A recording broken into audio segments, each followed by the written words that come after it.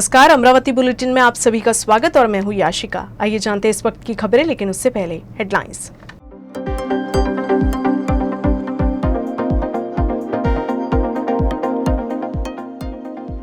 अमरावती जिले में सरकारी अनाज की कालाबाजारी उजागर।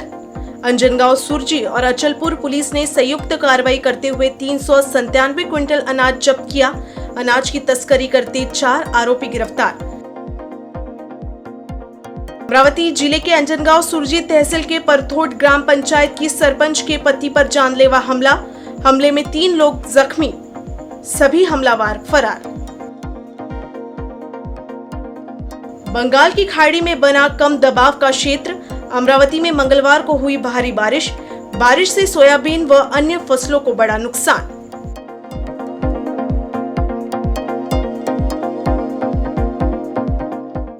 अमरावती जिले में सरकारी अनाज की कालाबाजारी का मामला सामने आया है। अंजनगांव सुरजी पुलिस और अचलपुर पुलिस ने संयुक्त कार्रवाई करते हुए 397 क्विंटल अनाज जब्त किया है। इस कार्रवाई में 3 मालवाहक को जब्त कर 4 आरोपियों को गिरफ्तार किया है।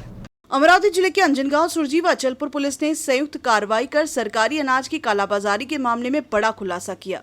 सरकार गरीब परिवार के लोगों को कम कीमत में अनाज उपलब्ध करवाने का प्रयास करती है, लेकिन कुछ लोग यही अनाज अधिक कीमत में बेचकर अपना मुनाफा गंवाने लगते हैं।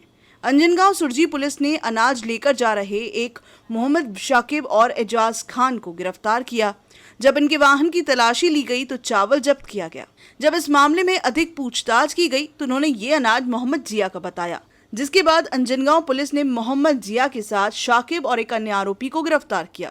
इन दोनों के पास से भी 2 मालवाहक और 38.95 क्विंटल चावल जब्त किया। आरोपियों द्वारा मिली जानकारी के आधार पर परतवाड़ा के मोगलाईपुरा परिसर में गोदाम पर छापा मारा गया। पुलिस ने इस कार्रवाई में 268 क्विंटल चावल, 90 क्विंटल गेहूं और वाहन समेत 31 लाख रुपए से अधिक का माल जब्त किया है। पोस्टे अंजनगाव हद्दीतील व तसेच अकोट शहरातील, दर्यापूर शहरातील शासन जे गोरगरिबासाठी तांदूळ याचे वाटप केले जाते, याच्या फार मोठ्या प्रमाणे अपहार होत असल्याच्या तक्रारी आम्हाला प्राप्त झाल्या।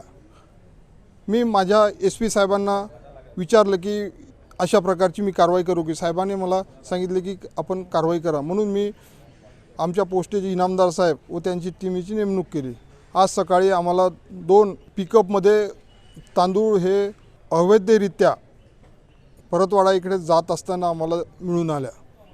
सदरच्या मालाबाबत आम्ही विचारणा केली असता सदरचा माल अंजनगाव येथील जिया यांचा असल्याचे त्यांनी आम्हाला सांगितले व सदरचा सर्व माल जमा करून हे परतवाडा येथील रशीद टोपली राहणार मोगलाईपुरा इथे त्यांचं गोडाऊन आहे, त्या गोडाऊनमध्ये जाऊन या मालाची विल्हेवाट लावल्या जात असते।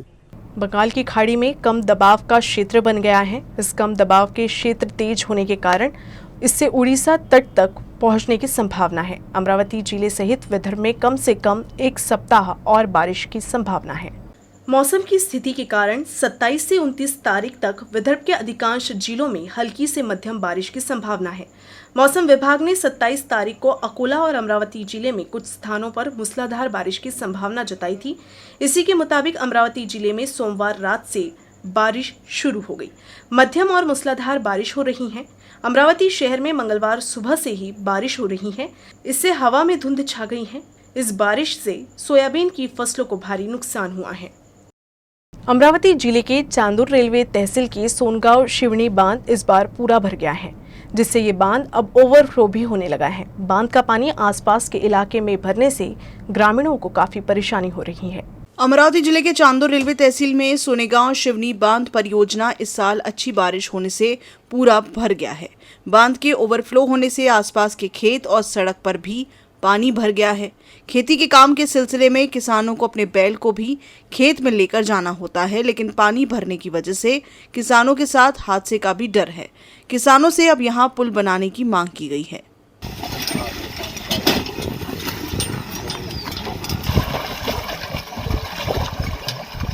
आपल्या गावामध्ये सोनगाव शिवनी प्रकल्प झाला 2016-17 पासून। त्या दरम्यान शेतकऱ्यांसाठी रस्ता जो काढून दिला होता तो ओव्हरफ्लोमध्ये 100% भरल्यामुळे आज सध्याची परिस्थिती अशी झालेली आहे की तिथे 7 ते 8 पुरुष पाणी आहे त्या कारणास्तव शेतकऱ्याला जाता येत नाही आणि त्यात शेतकरी बंडी घेऊन किंवा पैदल जाण्याचा मार्ग जो आहे तो कमीत कमी 5 फुटाचं पाणी 4 फुटाचं पाणी असल्या कारणास्तव त्यातून त्या शेतकऱ्याला जावं लागते. या कारणास्तव आमची अशी शेतकऱ्यांच्या वतीने सोनगाववासियांच्या अशा वतीने मागणी आहे की आमचा पूल लवकरात लवकर करून द्यावा ही शेतकऱ्यांची आग्रहाची विनंती आहे. या सोनगाव शिवनी जो प्रकल्प झालेला आहे आणि याच्यासाठी जो रोड दिलेला आहे त्यांनी, त्यासाठी जो आउटलेटमधून आम्ही पुलाची जी मागणी केलेली आहे त्यांना, तो अजूनपर्यंत झालेला नाही. तो कसा आता सोयाबीनचा जो हंगाम आहे तो माल कोण्या पद्धतीने काढायचा किंवा वावरात सोडू द्यायचा हा प्रश्न निर्माण झालेला है. अमरावती जिले के अंजनगांव सुरजी तहसील के पथरोड ग्राम पंचायत की सरपंच के पति पर जानलेवा हमला हुआ है. इस हमले में 3 लोग जख्मी हुए हैं जिन्हें उपचार के लिए अस्पताल में भर्ती कराया गया है. अमरावती जिले के अंजनगांव सुरजी तहसील के पथरोड ग्राम पंचायत की सरपंच के पति महेश राउत पर जानलेवा हमला हुआ है. इस हमले में महेश राउत, अशोक खड़से और गजानन सहारे जख्मी हुए हैं. महेश अपने साथियों के साथ अचलपुर की ओर जा रहे थे, तभी पथरोड पुलिस थाना अंतर्गत पारडी नजदीक दोपहिया सवार हमलावरों ने उन पर हमला कर दिया. ये देख स्थानीय ग्रामीण ही उनकी मदद के लिए आगे आए, जिसके बाद हमलावर वहां से भाग निकले. वैसे ये हमलावर कौन थे ये अभी स्पष्ट नहीं हो पाया है. पुलिस ने इस मामले में शिकायत दर्ज कर जांच पड़ताल शुरू कर दी है. इस हमले में जख्मी 3 लोगों का अस्पताल में इलाज चल रहा है. इस हमले को लेकर अलग अलग तर्क भी लगाए जा रहे हैं. कोरोना के संकट काल में निजी स्कूलों के खिलाफ लगातार शिकायत सामने आ रही हैं. अमरावती शहर में कई निजी स्कूल विद्यार्थियों का टीसी देने से टालमटोल कर रहे हैं. इन स्कूलों पर कार्रवाई की मांग करते हुए युवा सेना ने शिक्षणाधिकारी को निवेदन सौंपा. अमरावती शहर के कुछ स्कूल विद्यार्थियों की टीसी रोककर उनके अभिभावकों से जबरन फीस वसूल कर रहे हैं. स्कूलों के इस मनमानी के खिलाफ अमरावती के युवा सेना की तरफ से शिक्षणाधिकारी को धमकी देते हुए कहा गया है कि ऐसे स्कूलों पर जल्द से जल्द कार्रवाई की जाए, अन्यथा शिक्षणाधिकारी की कुर्सी चौक पर टांग दी जाएगी. राहुल माटोड़े के नेतृत्व में ये निवेदन किया गया. अमरावती शहर के प्राइवेट स्कूल के संचालक शहर के गरीब बच्चों को उनके टीसी देने से साफ इनकार कर रहे हैं, जिससे बच्चों के अभिभावकों को जबरन स्कूल की फीस भरनी पड़ रही है. लेकिन ऐसा करना शिक्षण विभाग के नियमानुसार अपराध है. ऐसे कई स्कूलों की शिकायत युवा सेना से अभिभावकों ने की, जिसके बाद युवा सेना ने आक्रामक रवैया अपनाते हुए शिक्षण विभाग को ऐसे स्कूलों पर कड़ी कार्रवाई करने की मांग की है. विदर्भ राज्य आंदोलन समिति ने नागपुर करार का पालन न करने के विरोध में मंगलवार को पूरे विदर्भ में नागपुर करार की होली जलाई. अमरावती शहर में भी विदर्भ कार्यकर्ताओं ने नागपुर करार की होली जलाई. तत्कालीन सरकार और विदर्भ के कुछ गणमान्य व्यक्तियों ने महाराष्ट्र की स्थापना से पहले 28 सितंबर 1953 को नागपुर करार पर हस्ताक्षर किए, लेकिन तब से नागपुर में विधानसभा के सत्र को छोड़कर समझौते के 11 खंडों में किसी का भी पालन नहीं किया गया है. अब तक सभी शासक सरकारी नौकरियों के लिए फंड देने से कतराते रही हैं. आंदोलनकारियों ने कहा कि विदर्भ के महाराष्ट्र में विलय के बाद लगातार अन्याय होता रहा. पश्चिमी महाराष्ट्र ने विदर्भ को लूटा. नतीजतन विदर्भ में किसान आत्महत्या कर रहे हैं. विदर्भवादियों ने अपने हाथों में झंडे की तख्तियां लिए और आम जनता का ध्यान आकर्षित करते हुए इस अन्याय को अब और बर्दाश्त नहीं किए जाने की बात कही. इस दौरान नागपुर करार की होली जलाई गई. आपले राज्य बंद करा, बंद करा, विदर्भाची फसवणूक बंद करा, बंद करा, बंद करा, विदर्भाची फसवणूक बंद करा, बंद करा, बंद करा, विदर्भाची फसवणूक बंद करा. आपले राज्य लेके रहेंगे, लेके रहेंगे, विदर्भ लेके रहेंगे.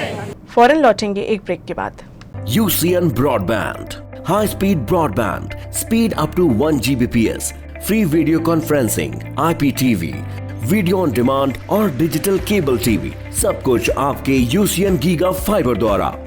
कॉर्पोरेट ऑफिसेज या बिजनेस के स्मार्ट वर्किंग के लिए स्पेशल पैकेजेस उपलब्ध. साथ ही वर्क फ्रॉम होम है अगर आपका ऑप्शन, तो फ्यूचर रेडी UCN ब्रॉडबैंड है आपका सोल्यूशन. कनेक्शंस के लिए तुरंत SMS करें या कॉल करें. प्रिय ग्राहक, कोरोना के प्रादुर्भाव के चलते आपसे अनुरोध है कि आप अपने केबल का मासिक भुगतान अपने ऑपरेटर को कैशलेस तरीके से, जैसे कि यूसीएन मोबाइल ऐप या फिर नीचे दिए गए ऑनलाइन पेमेंट मेथड्स का इस्तेमाल करके करें, ताकि आपका मनोरंजन बिना किसी रुकावट के लगातार चलता रहे। धन्यवाद। यूसीएन ब्रॉडबैंड यूजर्स के लिए अपने कंप्यूटर और लैपटॉप सिक्योरिटी का अब नहीं कोई टेंशन, क्योंकि हम लाए हैं यूसीएन सेफ एंटीवायरस, जो दे वायरस सेफ्टी के साथ साइबर क्राइम सिक्योरिटी भी। कनेक्शंस के लिए तुरंत एसएमएस करें या कॉल करें।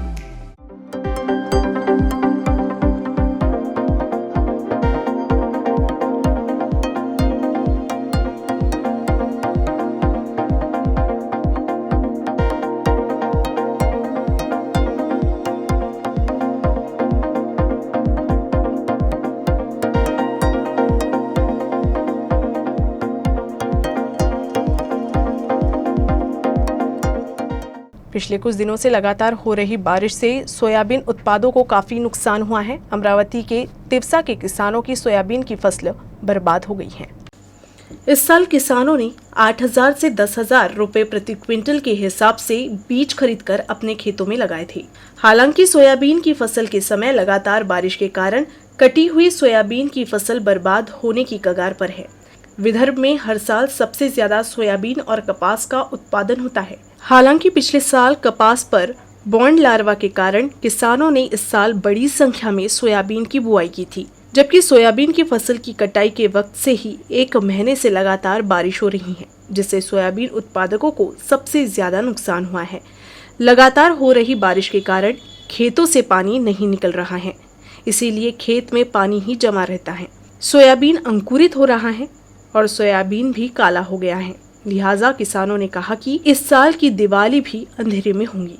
इस बीच सोयाबीन उत्पादकों ने ये भी आरोप लगाया है कि सरकार ने भारी नुकसान के चलते किसी पंचनामा और मदद की घोषणा नहीं की है। सोयाबीन की कीमत में गिरावट दर्ज होने से सोयाबीन की खेती करने वाले किसान मुश्किल में आ गए हैं। किसान नेता चंद्रकांत वानखेड़े ने इसे व्यापारियों का षड्यंत्र बताया है। 2 महीने पहले तक बाजार में सोयाबीन की फसल को प्रति क्विंटल 10,000 रुपए का भाव मिल रहा था, लेकिन सितंबर के महीने में सोयाबीन की कीमत में भारी गिरावट दर्ज की गई, जिससे किसानों को नुकसान हो रहा है। किसानों को होने वाले इस नुकसान को किसान नेता चंद्रकांत वानखेड़े ने व्यापारियों का षड्यंत्र बताया। उनका कहना है कि व्यापारी अपने मुनाफे के लिए कीमत कम करवाए हैं। ही नेहमीचीच खेळी आहे। जेव्हा जेव्हा बाजारामध्ये भाव वाढतात शेतीमालाचे, एका बाजूला मुक्त अर्थव्यवस्था वगैरे म्हटल्या जाते, पण हे भाव पाडण्याचं कामही भाव मिळू नये याच्यासाठी सरकार प्रयत्न करत राहते। म्हणजे साधी गोष्ट अशी आहे की शेतीमालाचे भाव वाढले तर महागाई नियंत्रणासाठी भाव कमी केल्या जातात, ही भूमिका आहे। पण दुसरी गोष्ट अशी आहे की शेतीमाल पिकवायसाठी जे निविष्ठा किंवा इनपुट्स लागतात त्याच्या भावावर नियंत्रण अजिबात नाही। त्यामुळे कोणत्याही सरकारची ही भूमिका आहे। जे सरकार असं म्हणतं की 3 अध्यादेश शेतकऱ्यांच्या कल्याणासाठी आम्ही केलेले आहेत, काही लोक त्याचं समर्थनही करत आहेत, काही शेतकरी संघटना, पण मुळात हे शेतकऱ्यांच्या भल्यासाठी नाही की शेतीमाल म्हणजे सोयाबीन मार्केटमध्ये आला 11,000 रुपये भाव होते, ते आता 3,000वर आले, म्हणजे क्विंटलवर जवळजवळ 6 ते 7,000चा भाव पाडल्या गेले। हे भाव पाडण्याची नीति आणि शेतीमालाचे भाव पाडण्याची नीति हे शेतकऱ्याच्या मरणाचं कारण आहे। शरद नवरात्रि के मद्देनजर अमरावती में मां अंबे देवी और एकवीरा देवी संस्थान में तैयारियां शुरू हो गई हैं। फिलहाल मंदिर के रंग और देवी के आभूषणों को रोशन करने का काम चल रहा है। विदर्भ के सभी लोगों के लिए पूजा स्थल अमरावती में मां अंबा देवी और एकवीरा देवी का नवरात्र उत्सव 7 अक्टूबर से शुरू हो रहा है। इसके लिए दोनों मंदिर संस्थानों ने तैयारियों को तेज कर दिया है। पिछले 18 महीने से कोरोना के कारण मंदिर बंद है। हालांकि राज्य सरकार ने अब 7 अक्टूबर से मंदिरों को खोलने की अनुमति दे दी है। ऐसे में श्रद्धालुओं और मंदिर प्रशासन में खुशी का माहौल है। पिछले साल कोरोना के कारण नवरात्रि समारोह की अनुमति नहीं थी और मंदिरों को बंद कर दिया गया था। हालांकि इस साल कोरोना का प्रकोप कम हुआ है और नवरात्र में मंदिर फिर से खुलेंगे। इसी वजह से अब नवरात्र समारोह की तैयारियां जोरों पर है। हर साल की तरह इस साल भी अंबा देवी की ज्वेलरी को चमकाने का काम शुरू हो गया है। इसके लिए अमरावती सराफा व्यापारी सारे गहनों की सफाई करते हैं।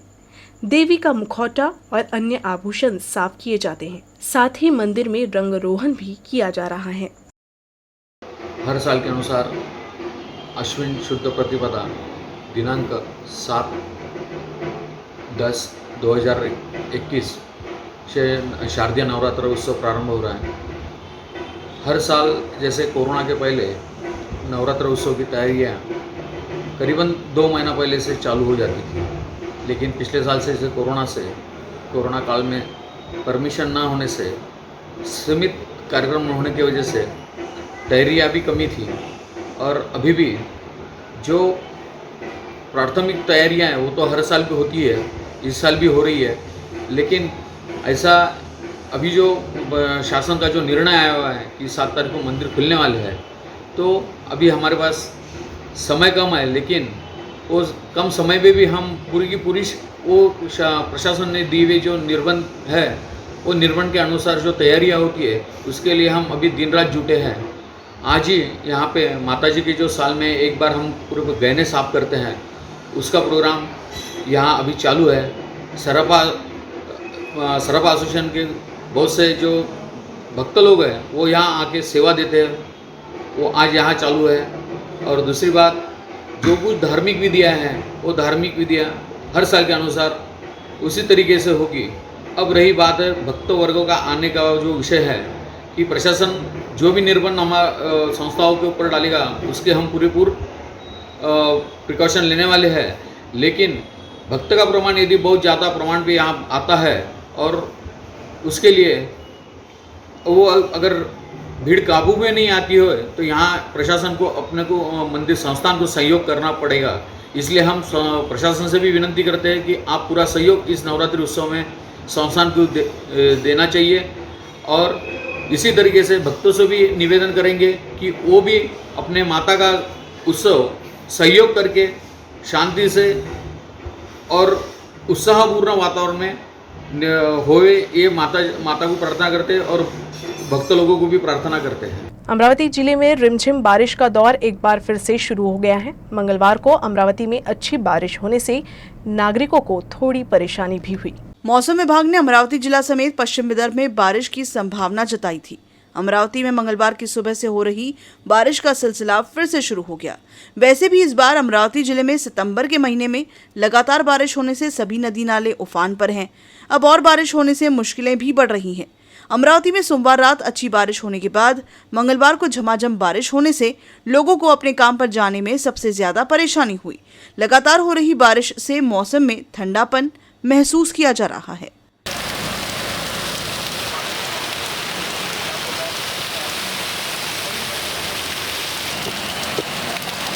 अमरावती में आधार फाउंडेशन की पहल के तहत हर साल मेलघाट के सुदूर इलाके में आदिवासियों को आवश्यक वस्तुओं का वितरण किया जाता है। इस साल भी फाउंडेशन की ओर से इस पहल की शुरुआत की गई है। आधार फाउंडेशन पिछले 5 साल से मेलघाट के सुदूर आदिवासी गांव में बेहद गरीब जरूरतमंदों को कपड़े और जरूरत का सामान बांट रहा है। कर्मयोगी संत गाड़गे बाबा से प्रेरित होकर आधार फाउंडेशन अन्य लोगों के सहयोग से 2 अक्टूबर 2015 से लगातार इस पहल को अंजाम दे रहा है। इस वर्ष फाउंडेशन ने पिछले रविवार को चिखलदरा तहसील के भिलखेड़ा, अंदाड़ी, मानभंग और अमजरी गांव के जरूरतमंद लोगों को पैंट, शर्ट, साड़ी, धोती, कंबल, चादर और बच्चों के कपड़े वितरित किए। इस सामाजिक कार्य में आधार फाउंडेशन के अध्यक्ष प्रदीप बजाड़ सहित अन्य पदाधिकारी शामिल रहे। कृतिका धवले ने अपनी पहली नौकरी से मिली अपनी पहली सैलरी से 50 सोलापुरी चादर और 50 धोतर दान किए। इसकी मदद से मेलघाट के गरीब बच्चों के चेहरे पर खुशी की लहर दौड़ गई। इसके अलावा फाउंडेशन आने वाली दिवाली के मौके पर कपड़ों का भी वितरण करेगी। फाउंडेशन ने अधिक से अधिक दानदाताओं से इस सामाजिक पहल के लिए अच्छे कपड़े और आर्थिक सहयोग देने की अपील की। खबरें समाप्त करने से पहले एक नजर हेडलाइंस पर।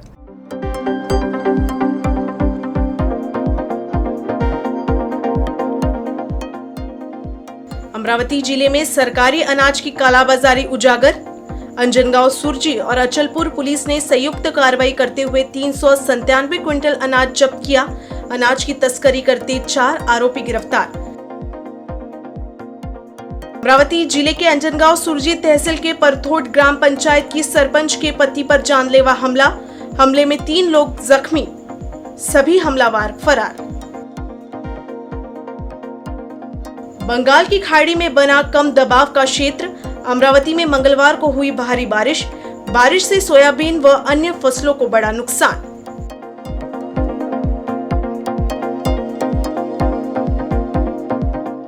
न्यूज रूम से बस इतना ही। खबरों का सिलसिला यूं ही चलता रहेगा। आप देखते रहिएगा UCN न्यूज। नमस्कार।